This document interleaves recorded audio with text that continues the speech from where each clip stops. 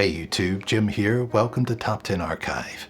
When you hear of haunted places, amusement parks usually aren't the first place that comes to mind. Unless you're really into Zombieland, then maybe the connection is already there. For most people, amusement parks are for fun. Haunted houses are for getting scared, and that's all there is to it. But today, those people have another thing coming as we list the top 10 abandoned haunted amusement parks. Number 10. Land of Oz, North Carolina.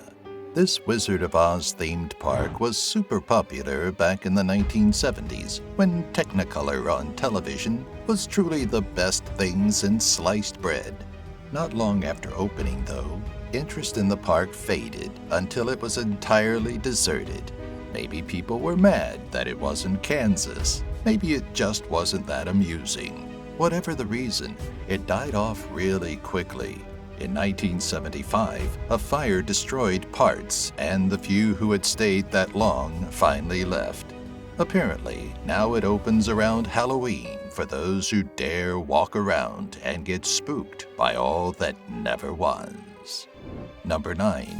Gulliver's Kingdom in Japan. Inspired by the genius Jonathan Swift book Gulliver's Travels, this is an amusement park whose success I myself would have bet on. The park had a 147-foot-long statue of Lemuel Gulliver, the character in the novel, tied to the ground horizontally. After 4 years of operation, the park shut down due to poor ticket sales. Another reason, some suggest, is that it was eerily close to Okigara Forest, which a certain YouTuber got in some serious trouble for his lack of empathy and sensitivity when he encountered a body. The amusement park was demolished in 2007, but not all structures are gone, and the land the amusement park once sat on still gives the feeling that they're not alone. Number 8. Dunaújváros Vidám Park. This Hungarian amusement park opened in 1953 and was free, as a communist-run theme park would be, for all. When you're government-funded, you don't really worry about ticket sales, so the park ran for 40 years. Of course, when the Soviet Union and horrible regime fell, it took the funding with it.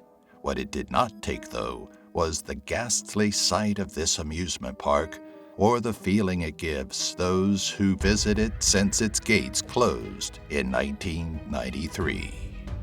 Number 7. Data Park. This Belgian amusement park, located in Antwerp, was supposed to be both affordable and unforgettable. And if that's not the definition of everyone's dream date, I don't know what is. Unfortunately, while it was unforgettable for one particular boy, it certainly wasn't affordable after he had a freak accident on the Nautic jet ride and lost an arm. After that, the park's reputation tanked and complaints of insufficient safety measures surged. The park finally closed in 2002, leaving behind ruined equipment and the feeling of failure. There are apparently plans to make it recreational again somehow, but with that kind of past, I don't know if I'd invest in it. Number 6. Six Flags New Orleans. You don't expect a big enterprise like Six Flags to go bust and be abandoned, but that's exactly what happened. But not because of poor ticket sales. It was Hurricane Katrina that tanked Six Flags in New Orleans in 2005. After only 5 years of operating, the funding for hurricane repairs just wasn't there. It then was abandoned, which caused even more decay and made it even harder to recover from. In the end, a sad sign was placed at the door saying, "Closed for the storm," which is just really metaphorical and deep if you think about it. The scene is so intense that Jurassic World and Dawn of the Planet of the Apes have used it for films. Number 5. Pripyat Amusement Park. Imagine that you're days away from opening your brand new theme park, and there's a massive nuclear catastrophe in the same city. Sounds like your investors are going to be calling asking for their money back, doesn't it? that's exactly what happened to Pripyat Amusement Park in Ukraine.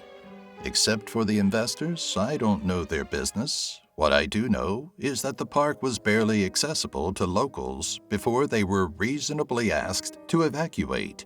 Decades later, the park remains untouched and the rides are disintegrating and covered in mold. Not only do you not want to visit because of the history, but I wouldn't trust the radiation levels in Chernobyl to this day. Number 4. Nara Dreamland, Nara, Japan. If you put just about anything in Japan, it becomes creepier for some reason. This also goes for abandoned amusement parks. Nara Dreamland is no exception. It's actually one of the most photographed abandoned theme parks in the world. Built in the 1960s, it fell behind in 2006 because of low visitor numbers. Despite being inspired by California's Disneyland, it somehow wasn't appealing to crowds anymore with its fairy tale rides and roller coasters. For some reason, though, the abandonment seems staged. Even chairs at coffee shops weren't put away or taken. Everything remains as it was on the last day, just rotting into oblivion. Number 3. Disney's River Country, Bay Lake, Florida. Another big-time player, Disney is the last company you thought would have an abandoned theme park. They have money to just run it at a loss for years. Haven't you seen how many lawsuits they settle on a routine basis? Disney's River Country was the first water park at Disney. But after the 2001 terrorist attack, the U.S. took a tourist hit and the water park has been left to sit, apparently cheaper than tearing it down. It doesn't have the blue or pastel tint of a lot of water parks. Number 2. Lincoln Park, Massachusetts. Lincoln Park, which was opened in Dartmouth, Massachusetts, is proof that you can be a perfectly reputable and profitable amusement park until you're not. The park was opened in 1894 by the Union Street Railway Company, which led people to think its rides would always be safe and kept up. It was visited by President Kennedy and his kids at one point, but in 1986, almost 100 years after its opening, the Comet roller coaster's faulty brakes caused the coaster to derail, leaving riders dangling and injuring 4 of them. A year later, they decided they wouldn't survive the incident and closed for good, selling most of their rides at an auction, remaining empty and abandoned until 2012, when a demolition crew tore the Comet down. I'm sure it's scary now, but imagine between 1987 and 2012, when the cause of all the commotion still sat at the park motionless, holding all that leftover fear. That must have been tension you could cut with a knife. Number 1. Holy Land, Connecticut. Everyone needs a little bit of fun in their life, even church-going folk. At least, that was the idea this theme park was pushing on religious groups in the 1960s and 1970s. Built by volunteers in the 50s, it hosted lots of guests with its scenes from the Bible, its religious statues, and even a replica of the Garden of Eden. Hey, who wouldn't go just to get a taste of that?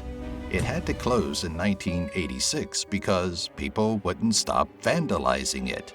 What's worse is that, after being closed for decades, in 2010, a man raped and murdered a 16-year-old girl at the base of the very cross that for so long had marked the spot of the amusement park.